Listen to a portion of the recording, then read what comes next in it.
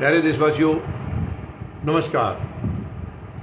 उत्तर प्रदेश की हालत कितनी ख़राब है पहले भी मैं आपको कई बार बता चुका हूँ। कई मायने में, हर फील्ड में, आप मेडिकल फील्ड में ही ले लीजिए। कई बार पहले भी मैंने बताया, उत्तर प्रदेश के मुख्यमंत्री महोदय हमारे प्रधानमंत्री महोदय के सबसे चहेते मुख्यमंत्री हैं। और जब 2017 में इन्होंने चार्ज लिया था, उस वक़्त इनके चार्ज लेते ही गोरखपुर के अस्पताल में ऑक्सीजन की कमी की वजह से कितने बच्चों की मौत हुई थी, सब भूल गए उनको। कभी याद नहीं रखेंगे ये सत्ता वाले, कभी नहीं रखेंगे।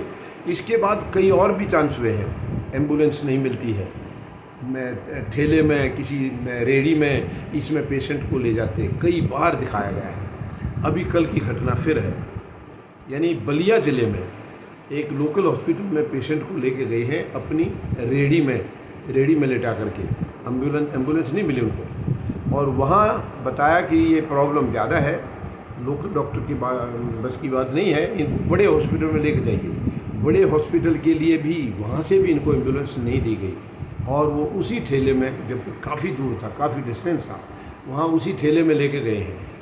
और जब बड़े हॉस्पिटल पहुँचते हैं, जब पेशेंट को ठेले में से उतार के अंदर लेके गए हैं, तो बताया कि डॉक्टर साहब हैं नहीं, घर पे हैं। मतलब हॉस्पिटल में डॉक्टर साहब नहीं हैं, वे घर पे हैं। फिर वहाँ से केवल इतनी मेहरबानी हुई है, अब ठेले की बजाय पेशेंट को स्ट्रेचर पर लेटाया, और स्ट्रेचर को ही बाई रोड चलाते हुए वो डॉक्टर के घर पे गए हैं। मुझे नहीं लगता इससे भी शर्मनाक कोई बात हो सकती है।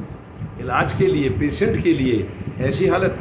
ये आखिर ये जो सुख सुविधाएं होती हैं, पैसा होता है स्टेट का, रेवेन्यू जो होता है, वो किसके लिए होता है?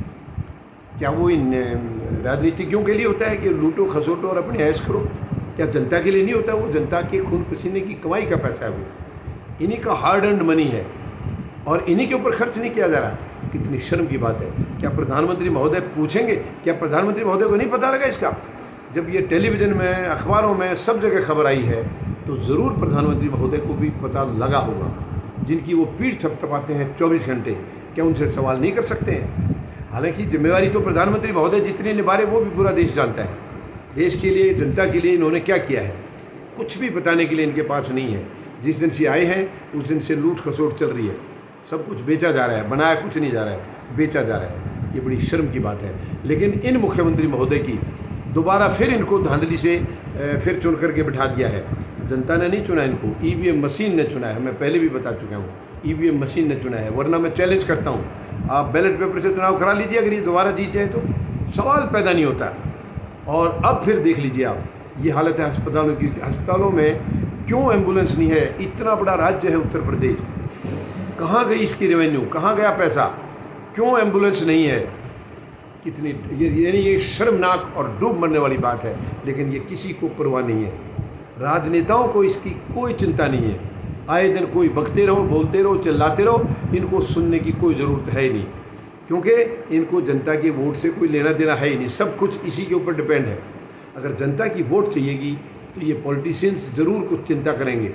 लेकिन अब तो फैशन ऐसा आ गया है कि आपको जनता की वोट की ज़रूरत नहीं है। बटन दबाओ मशीन में और वोट उससे मिलते हैं। यही वजह है कि आज जनता की कोई परवाह नहीं की जा रही है किसी भी फील्ड में। मैं इसका जवाब मांगता हूँ प्रधानमंत्री महोदय से भी और उत्तर प्रदेश के मुख्यमंत्री से भी, कि आखिर क्यों ये नौबत आई है। वहाँ आए दिन ठेलों पर ले जाने की कितने पहले भी चांस हो चुके हैं, कितने मौके पहले हो चुके हैं, जो कि पेशेंट को ठेलों पर ले जाया जाता है। तो ये जो प्रदेश के संसाधन हैं, वो किसके लिए है? केवल राजनेताओं के लिए? इनके घर देखो, इनके ठाट बाट देखो, इनकी सुख सुविधाएं देखो, इनकी पेंशन देखो, इनकी सैलरीज देखो। ये कितनी मतलब दुर्भाग्य की बात है कि जो सेवक के तौर पर होते हैं, नौकर के तौर पर होते हैं, वो ऐश कर रहे हैं, और जो मालिक हैं इस देश के या इस प्रदेश के, जो मालिक हैं, वो हर चीज़ के लिए भुगत रहे हैं, हर चीज़ के लिए तड़फ रहे हैं, पीड़ा में हैं, उन्हें कुछ मिलता नहीं है, उन्हें कुछ नहीं मिलता है। और जो नौकर हैं, ये सब देने की जिम्मेवारी है जिनके ऊपर, वो ऐश कर रहे हैं। यानी उनकी सुख सुविधाएं, मालिकों की सुख सुविधाएं नौकर भुगत रहे हैं, नौकर ऐश कर रहे हैं उनके ऊपर, और मालिकों के लिए उनके पास देने के लिए कुछ भी नहीं है। बहुत बड़ी चिंता का विषय है। मैं आप सबसे निवेदन करूंगा, इन सब के लिए अगर हम सवाल नहीं करेंगे तो ये कुछ नहीं देंगे, ये देश बिल्कुल ऐसे ही बर्बाद कर देंगे, कुछ भी नहीं देंगे। हमें इनसे सवाल करना होगा, मजबूती से सवाल करना होगा और इनसे जवाब मांगना होगा। और ये अगर कामयाब नहीं होते हैं इस बात इनमें नहीं देने के लिए राज़ी होते हैं, हमें इनको हटाना होगा, बेदखल करना होगा। इसके अलावा कोई रास्ता नहीं है। इन्हें बेदखल करना ही होगा। ये डिज़र्व नहीं करते हैं सत्ता में रहने का। जब जनता के लिए इनके पास समय नहीं है, जनता के लिए इनके पास दो पैसे खर्च करने के लिए नहीं है, तो ये किस लिए हैं? क्या ज़रूरत है इनकी? जब जनता को अपनी मर्ज़ी से ही, अपने तरीके से ही सब कुछ करना है, तो इनकी ज़रूरत क्या है? सत्ता में बैठाने की, इनका इतना खर्चा करने की कोई ज़रूरत नहीं है। तो मुझे पूरा भरोसा है आप सब मेरी बात से सहमत होंगे और इस चीज़ का ज़रूर कोई ना कोई विचार करेंगे, इस पर आगे का एक्शन लेंगे और इस निकम्मे जो ये कम्बिनेशन है, इससे हम प्रदेश की जनता को मतलब मुक्त करके, इनको बेदखल करके उनको हम राहत की सांस देंगे। वहाँ हम एक ऐसे मतलब सिस्टम को चुन करके लाएंगे जिसमें आम जनता भागीदारी होगी, गरीब भागीदारी होगा, मजदूर भागीदारी होगा, जवान और किसान भागीदारी होंगे।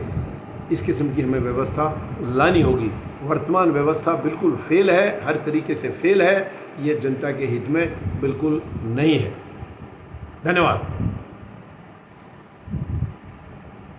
जय जवान, जय किसान, जय हिंद।